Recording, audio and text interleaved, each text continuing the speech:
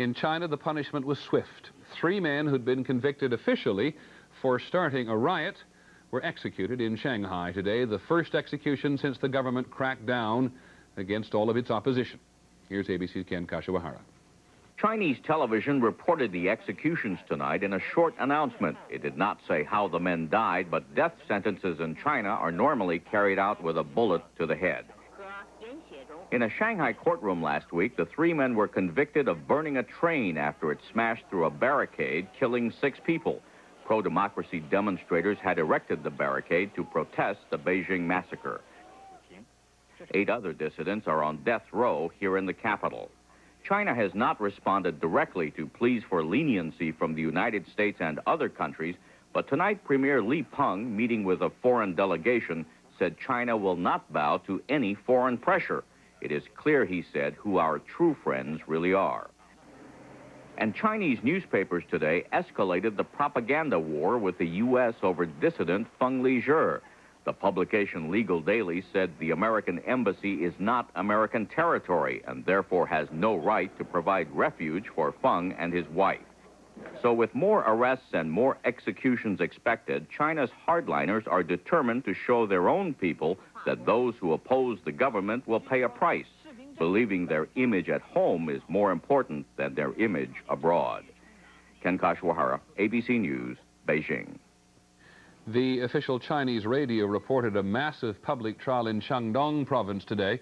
The radio said that 10,000 people watched as 45 pro-democracy, anti-government demonstrators were convicted of what the radio report called simply a variety of crimes.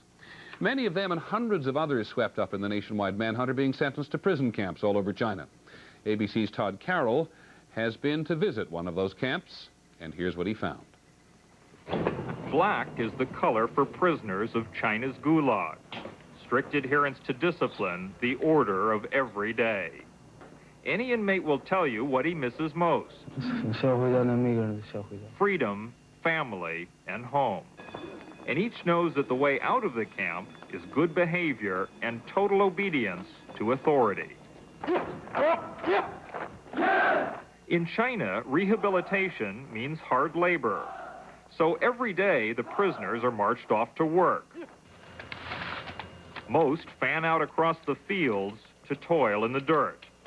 The experience is supposed to reform them. Until the last few weeks, authorities had been saying that the mission of the labor camps had changed, from punishing enemies of the state to punishing common criminals.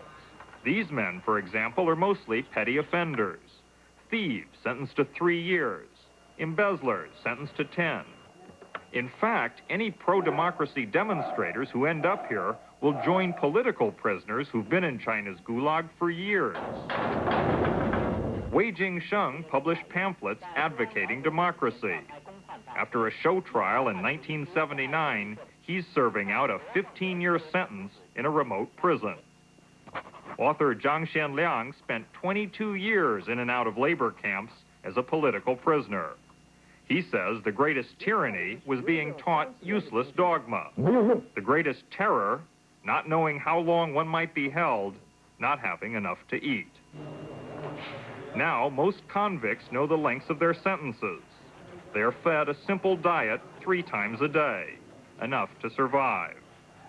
Life in the camps may be a bit easier now, but new prisoners will learn what these men already know, that the only way to leave here is to keep quiet, work hard, and stay in line. Todd Carroll, ABC News in Ningxia, northwest China. In Washington today, there were calls for more sanctions against the Chinese government after today's executions. The Bush administration said no. Here's ABC's John McCarthy. One after another, members of Congress took their turn denouncing the executions in China and demanding tougher action by the U.S. I think we have to act much more firmly. The Chinese think they can have it both ways.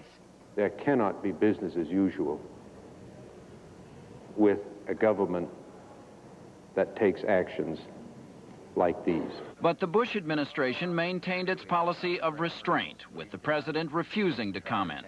And Secretary of State Baker, who would only say the U.S. deeply regretted the executions, explained why no additional steps against China are now under consideration. there is an important relationship here which we should seek to preserve if we possibly can. That relationship, $14 billion in annual trade with a country that has roughly 1/4 of the world's population. For 10 years, the U.S. has been building bridges to China, and keeping those bridges open is an overriding goal of the Bush administration. So despite calls for tougher action, officials say the president is not likely to move, partly because of his strong feelings about China, and partly because he does not feel U.S. actions will change anything.